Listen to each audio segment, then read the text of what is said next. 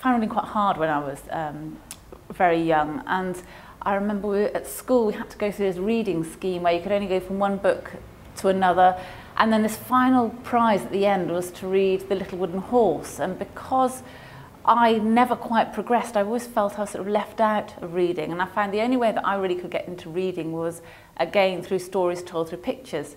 And so one of the very first books series which I loved were the Tintin books, and I think this is my favourite Tintin book. You can see how sort of ragged it is, how many times I've read it.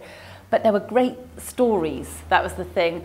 They weren't sort of baby stories, they were great stories told through pictures, and I especially love Tintin in Tibet because it just took me to this world I never knew about and made me really want to go there.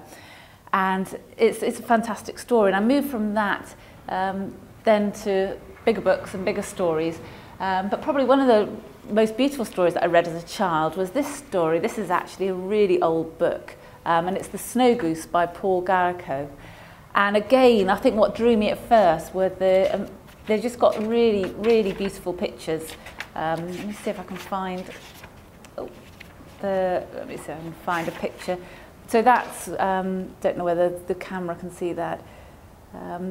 That's the girl in the story, and it's just this really lovely story told of this girl who befriends this man who looks after geese on the Essex marshes, and it's a really lovely story. And I remember struggling through the words but really wanting to sort of find out what happened in the story. So again, that was one of my favourite stories. So my next book, Gorilla Dawn, feels like my most challenging book yet. It's about gorillas. It's about the eastern lowland gorillas which live in the east of the Democratic Republic of Congo. And why it's important is because we've all got a connection with these gorillas. If any of us, and I expect a lot of us use mobile phones, use computers, and it's very likely that what's in your mobile phone, it's coltan and tungsten and tin, and many of these things are actually mined in Congo. And many of these things are mined in the region where these gorillas live.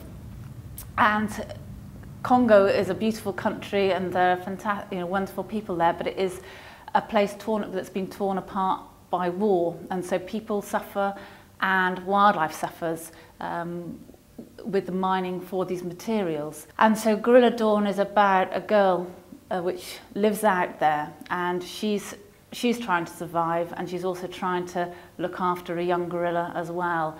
And so it feels a really important story to tell, because I think our lives here in the West are also intertwined with people's lives and the gorillas' lives in the Congo.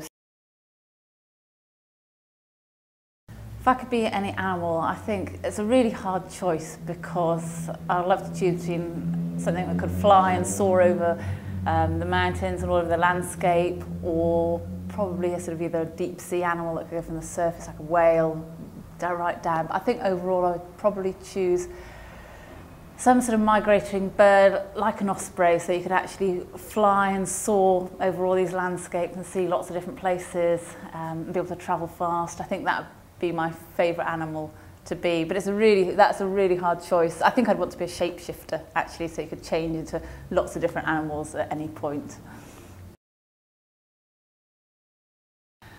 At the moment, well, I've been working on a series for younger children, for children about 5 to 7, some chapter books, and I've had great fun with these books. They're called Puppy Academy, and they're going to be, at the moment, they're going to be 4 books in the series, and each book follows an individual puppy which goes to the Puppy Academy, where these puppies are training to be working dogs. So the first book is called Scout and the Sausage Thief, and it's about this German Shepherd puppy who wants to become a police dog. And there's another one about a Border Collie puppy which thinks she wants to be a sheepdog, but then she's looking to find something else she wants to do. And another one about a Labrador which wants to assist with disabled children. And they've been really, really great fun, and they've got fantastic illustrations. They've been illustrated by Sarah Horn, who does really sort of quirky people and dogs, and they just make it really fun. And one of the dogs in there is Professor Offenbach, who's quite the scary teacher, so she's a great character. in there, but they've been just really sort of fun to do, and you know, hopefully readers will enjoy those.